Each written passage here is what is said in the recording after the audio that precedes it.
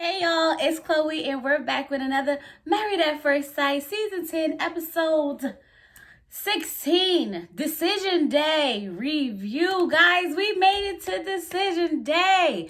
But before I start, hold on, I gotta go use the bathroom. I'm corny. I know I'm corny, but I just felt like I don't know. I just felt like that was right. Was it? Okay, we'll get there. But anyway, you guys, I got a new notebook. My other one is used up, done up. So I got Any Cube. And guess what? I did one hand in my nails. I got this little dip thing where you dip your fingernails in there. And I didn't do the other hand, so I'm like one hand in there right now. I didn't do too bad of a job, but I didn't do the best job, so I'm not going to give y'all no close-ups. But y'all going to get some of this hand action, okay? Just some of this hand action. But before we get into this review, I'm going to need you guys to press the subscribe button. Press the subscribe button. Press the subscribe button. Okay, but anyway, let's go. So, first, y'all, this freaking episode was a doozy, okay? It was definitely a boring decision day at that. I was a little bit surprised at some of the decisions, but not all of them, just some of them. And it's going to be a quick review because all we got to do is just get through them, So let's just go over. So we are now sitting with the experts, and it's Jessica and Austin who goes first. Jessica and Austin are talking to the experts about their experience so far leading up to decision day and all the things that they went through. And Jessica talks about how she's going to give Austin some space because we know that she smothers Austin. You know, Austin's like, well, I don't want to do everything together. So I'm hoping now Austin don't have to go to sleep at 8 o'clock. I'm just hoping that's what that means, okay? They talk about the travels that they had with him, traveling for work and the miscommunication of what traveling for work meant along those lines. But then, of course, Jessica starts talking about how, she wants Austin to say that he loves her, She's ready to take that next step into their, marriage or whatever the case may be. But Austin's still kind of like pulling back. Like, it's a big deal for him. The experts do tell them that, Pastor Cal says, hey, we're all married and we travel for work. So it's nothing that can't be fixed. It's all you got to do is, work around and make it work for you guys if this is what you want. So overall, they come to a good little conversation, and it's time to say, do you want to stay married or not? Okay. And then of course, Jessica says she wants to stay married because why would Jessica not want to stay married to Austin? All right. And then Austin kind of like leads us on a little bit like he's rethinking this whole situation, which at the end of the day, he really isn't.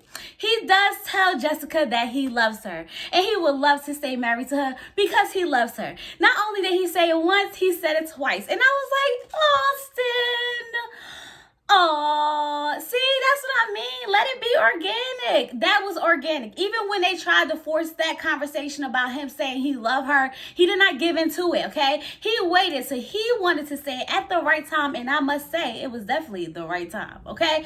I was happy for them. Pop champagne, pop bottles, keep it going. So, y'all, it's time for Brandon and Taylor. And Brandon and Taylor are Brandon and Taylor. Okay, Taylor shows up and she's alone, of course. So they're trying to figure out, like, hey, how has this experience been? Do you feel like you did everything you could have? And she kept saying she kept trying. She's always gave 100%. And I'm trying to figure out what is this 100% that Taylor gave when she was out here making videos saying she was single, okay? When they were supposed to reset button and she never pressed the button, that part. So I'm trying to figure out how was she all in, when she went out with her friends and stayed the night at a hotel meant she was all in and she gave her 100% the whole time.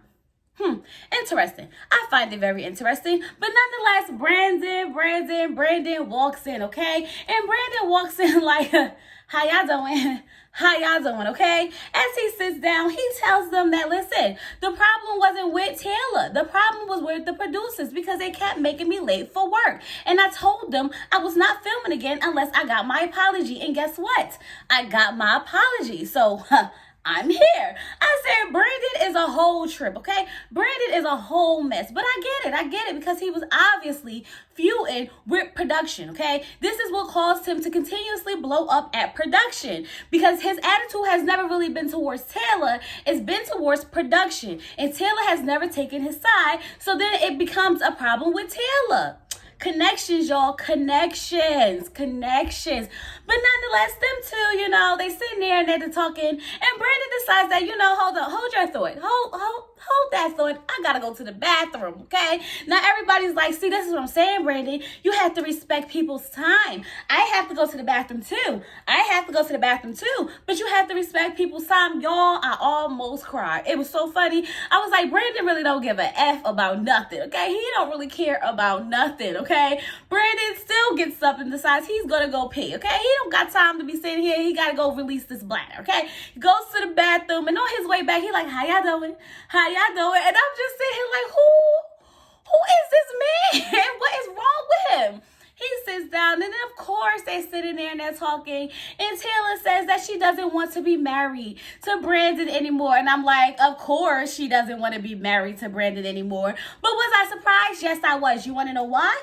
I was surprised because I really thought from the way it looked at them sitting on that couch with her hand all on his pants, all on his thigh, close to his special areas, and his hand all on her booty, and them all hugging and feeling on each other. I just knew that they were going to be able to, go off after the whole experiment was over and try to make this thing work amongst themselves without cameras or production, because that has been Brandon's problem the whole time.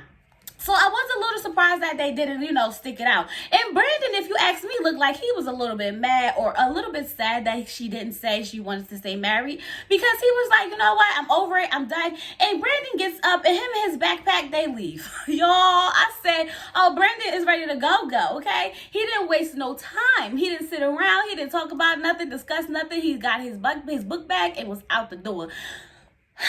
What can you say, y'all? What can you say? That's what happened with them. That is what happened with them. So who's next? Let's see. Who's next? Who is Michael and Mika? Michael and Mika goes next, y'all. And now, I'm not going to stunt their decision, and I'm going to talk about their decision now because it really wasn't anything else to discuss in this whole situation, except for Michael thought he was the flyest man on earth, okay? He came in with his earbuds in and his suit on, like, he got this. He got this in a bag, okay? And might I say, Mika's hair, Mika's dress, Mika's makeup was on fleek. Are we still saying fleek? I'm going to say it, okay? She looked good. I was like, oh my God, look at Mika hair. Y'all, why she wasn't doing those little twist outs and stuff ahead of time? Because that's a look, honey. It's a look, so stick with it. But anyway, they get in there and they're sitting down, they're talking or whatever the case may be. And when Mika decided that she didn't want to stay with Michael anymore, it was a little touching for me. Because I don't know why I felt like them staying together would have been good. Like, I wanted it. I don't know why I wanted them to stay together. Even though I know she does not need to be with Michael, because Michael needs to be with nobody but himself at this point until he can get his own insecurities under check. But it was a little sad. I don't know if I was the only one who felt just a tad bit sad.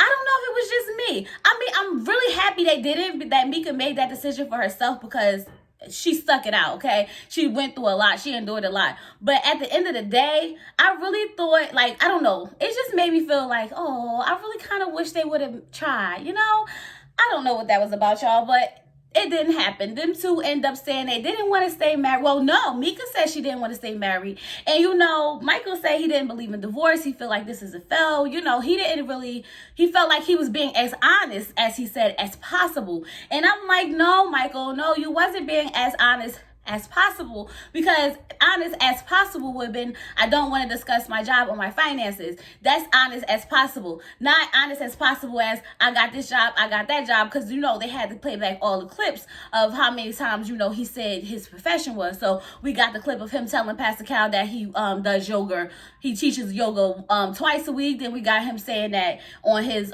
interview to even be on the show that he teaches yoga once a month. And then him telling Mika to meet him at the place where he substitutes teach yoga. Y'all, it was a mess. But we got all the clips. But I just don't understand what he felt as though him being as honest as possible was. I don't know what that was, but it wasn't it. It just wasn't it. But anyway, them two no longer are going to be together, and they're going to move on. Michael did look sad, y'all. And I don't know if it's because I'm a sucker that I felt like, dang, I wish they would have made it work. But at the end of the day, I'm glad they didn't, because it would have been nothing but heartache, headaches, and arguing. That would have been it. That definitely would have been it. So then, y'all, we get to Katie, we get Derek, and Katie and Derek are sitting there, and Katie just be working my nerves, y'all. She really be working my nerves, but it is what it is, because they decide that they're going to stay together because she wants to give this a shot, okay? The thing that she loves about them two together is that they don't give up easily, okay? So at this point, they're not going to give up. They're going to, stick it out. And of course, Derek wants to stay with Katie. I don't know why. I feel like Katie said yes because she didn't want to be the bad person on camera. I know for a fact that Katie doesn't want to, well, I'm not going to say for a fact, but it feels like a fact, that she doesn't want to be in this marriage. She still has feelings for whoever the other guy is, but she doesn't want to come off as that girl with the good guy who just pushed him away. So she's just going to say yes, and then maybe a month later after, the season's over, kick him to the curb. Just me observing stuff.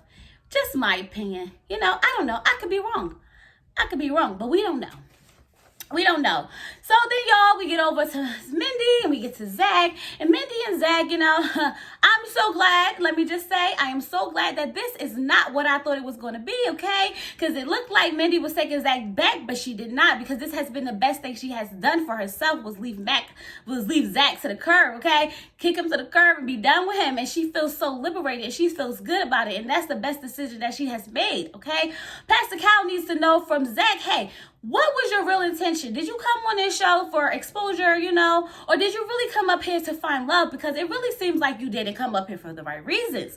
But he says he did come for the right reasons. He came for love. He wish he would have done the process the way it was supposed to. But too late, Zach. The world already hates you. Sorry. Was hate too strong of a word? Maybe. But I don't know. The world already dislikes you a lot. Just saying. But overall, you guys, that was basically what Decision Day was about. I don't want to go over in the details about every little thing, because it's every little thing we've already discussed. So they all go out and they all meet up together, and the couples that stay together are together. Zach and Mindy look awkward sitting next to each other. Brandon and Michael decide they're going to come in together. And Mika and Taylor decide they're going to come in together. Everybody comes in and, they're talking about who stays together and who didn't stay together. And Zach, Derek's not surprised that, Mika and Michael didn't stay together. No one's pretty surprised about that. So, the whole time Michael's looking a little awkward, like, haha, why are we here? But anyway, we're going to toast to, friendship at first sight. Because obviously, you guys, we cannot toast to marriage at first sight. So we're going to toast to friendship at first sight, because majority of our couples are now friends and not married, or not gonna be married soon. But y'all, that was pretty much it. I don't feel like repeating it. I don't feel like going into details about the same stuff we've been doing. Are you guys surprised with any of these outcomes? How do you guys feel about it? I don't know. Let me know down in the comments. Don't forget to like, comment, and subscribe. And I'll see you guys at the comment read right before the reunion. And that I can't wait to see. Peace.